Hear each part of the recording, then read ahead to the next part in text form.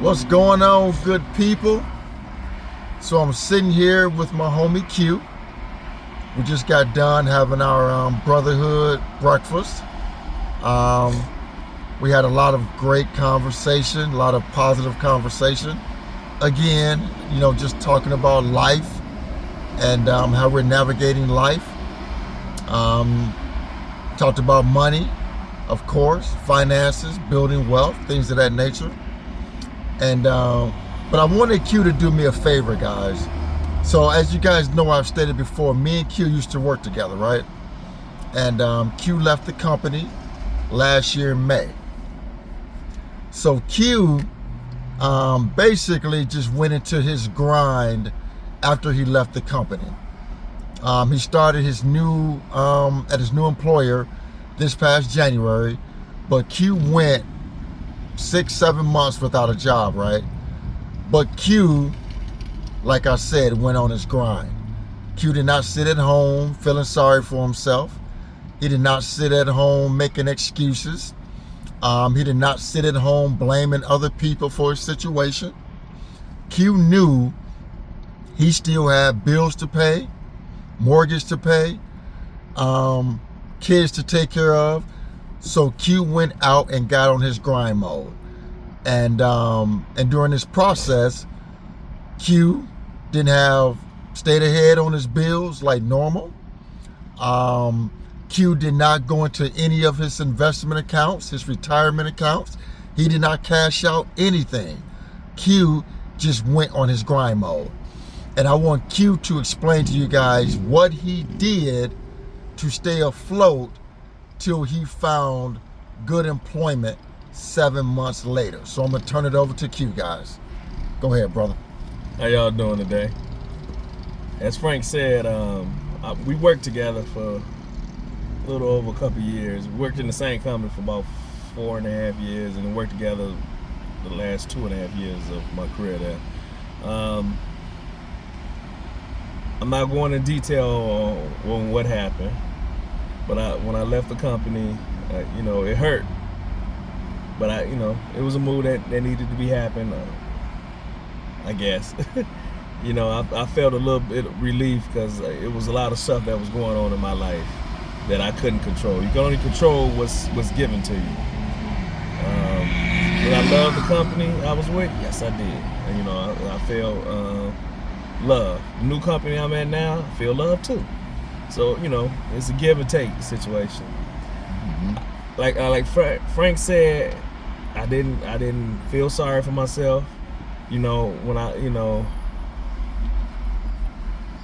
I had money saved away, so I had, basically an emergency fund or whatever. I ain't learned that emergency fund until I met Frank. I'm like, oh, emergency fund, okay.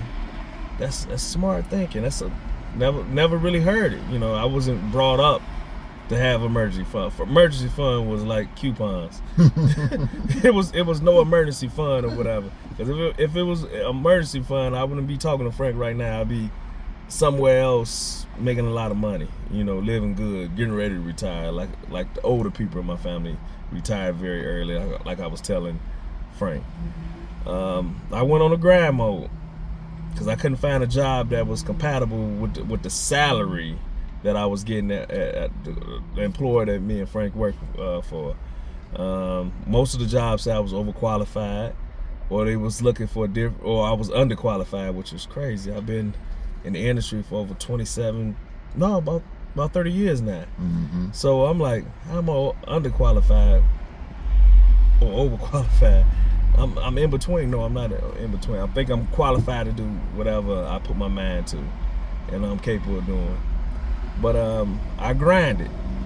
Now it was tempting, but the little person in my head, aka Frank, was like, "Man, don't touch it.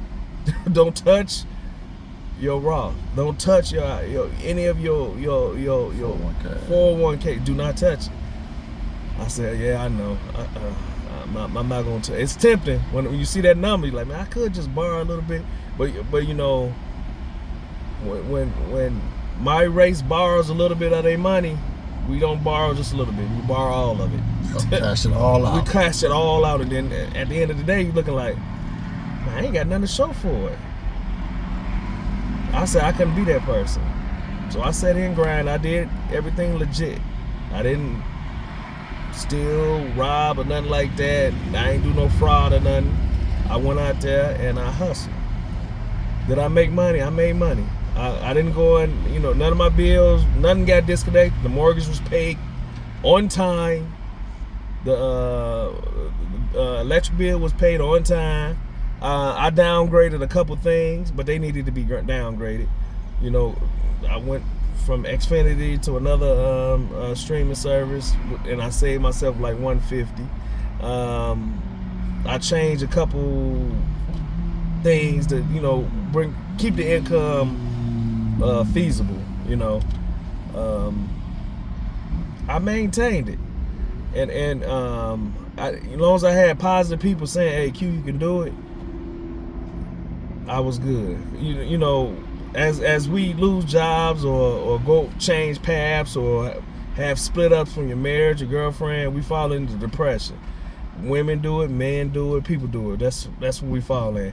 Did I fall in depression? Maybe for a second, but I jumped right back out of it. I said, "Hey, these bills ain't gonna pay for themselves, and I'm not finna sit here and feel pity for myself because I said to myself, I done made it this far.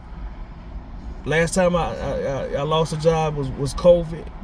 At that time I couldn't get on my grind or whatever. This time I said, you know what, I can get on my grind, and I felt at peace. Of course I wanted something better, and I ended up getting something better. The company I'm working at now, I ain't gonna say it's better, but they actually care. I wasn't expecting them to really care, because it's the way this job market is and these companies are. They'll just replace you any day. They don't care how much they paying. They can always get somebody cheaper. Can you let them know what's one of the side hustles that you or side gigs that you performed while you was off? I was with a ride service. So y'all can figure that out. I was with a ride service, and actually did pretty well, didn't you? I was damn good at it. I actually love it. I had maybe 2 bad customers, but I loved it. I friended a lot of people. I met a lot of nice people, and they was like, "Man, you do this like you a professional." So I was a professional. Yeah, I was. And I didn't even have to work hard at it. I'm not. I was telling Frank I ain't gonna brag or whatever, but I didn't even work 40 hours, and I paid my bills on time. It's crazy. I went on 2 cruises last year without a job. And they was paid for without a job. From side gigs. From some side gigs. Now I got a full-time gig. I can still do the same thing, but again, at this current state, I have not touched none of my my 401ks or anything like. I haven't, because I don't need to. And I'm not saying it's different from me, different from Frank, different from you all, but if you keep your mindset straight, you can achieve it. You can't feel pity for yourself. You can't blame the white man. No, you can't blame the white man. You can't even blame the black man, because at the end of the day, you can get out there and hustle. Now I could have took some other jobs that I didn't want to. No, I would have to still hustle, because I couldn't go back to that. Cause I always had 2 jobs. I always kept 2 jobs just in case. That used to be my play around money, my part-time job. But I didn't want to have this, get that kind of job and make that my full-time job. I refused that. So I rather hustled legitly. IRS know what I did, so. But I maintained, and like I said, when I was telling Frank, if I can do it, anybody can do it. When people say, "Oh, I lost my job, I don't know what I'm gonna do, I don't know how to get some income," you can get some income. You can get some income. It might not be ideal at the moment, but then after you decide to put your mindset on maintaining your bills and your lifestyle, you can turn around and cut some of them bills to make it way. if you got to tone down your cable bill, tone down your cell phone bill. I toned down. I trimmed maybe $180 off of my total. So that means I didn't have to, stress and work more out there in the streets or whatever. Cause Frank would say, man, I'm kind of impressed. I thought you worked 40 hours. I said, no, I didn't work 40 hours. I did not work 40 hours. And I had to toot my own horn again. I worked maybe 36. The most I worked was like 38 and a half hours a week. Rest of the time I was off Saturday and Sunday all the time, unless I needed to make a little extra money. But I was off Saturday and Sunday, and I picked I think Monday. I was off Saturday, Sunday, Monday. The rest of the days I got on my grind. So I actually it went pretty good. I said it went pretty good, but at the end of the day, you always want a real job anyway, or something that you can build to. You want to contribute to your 401k, your IRA, your CDs, whatever form of your retirement fund that you want to contribute to, and having benefits and things of that nature. Yeah, and the benefits, which you don't get in the gig market. No, you don't. It's horrible. It's very much horrible. So, but that's pretty the gist of it. I maintain. If my parents, I'm not gonna blame them. If they would have set it up a lot better, maybe I could have maintained a whole lot more. But I had to grind ever since I was 15, 16 years old. So I knew how to, get it. And the thing about it is, my credit card debt stayed low. Actually, I told Fred. You didn't add any more debt to your loan. I didn't. I'm like, that's good. I didn't add nothing. Everything stayed. I was like, man, did I add? I used the credit cards for some stuff and paid them off real quick. I told Frank I'm doing the snowball effect, more now. The Ramsey snowball. Yeah, I'm doing that more and more now, and I finna go. I got 3 credit card bills right now. I should have paid off by August 16th. It'd probably be before that, but I'm just giving my cutoff date is August 16th to have them 3 completely paid off. And I'm not gonna cut them, just not gonna use them. Maybe charge $5 or $10 every now and then to keep them open. I don't want to close them out or anything. But I'm here to tell you, like, hey, it is capable of not going into your retirement funds and working. Legit. You do want the job with the benefits and the perks and everything, but you can maintain it. If I can do it, you can do it. I took care of my family, and increased the value of the house at the same time. I felt good. Lost weight, good weight I lost, but I felt better. It's a win when you don't go into your retirement fund.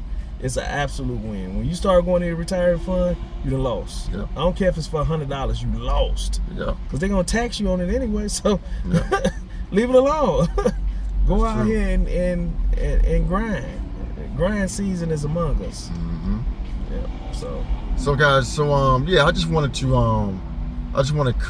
Q to tell his story of how he was able to maintain his lifestyle during a job loss, because some people will crumble and collapse, run out of debt, cash out their retirement accounts, and then in the future they look back and be like, man, I totally messed up. I should have never done that, because we panic and we make bad decisions when we face a job loss. Yeah.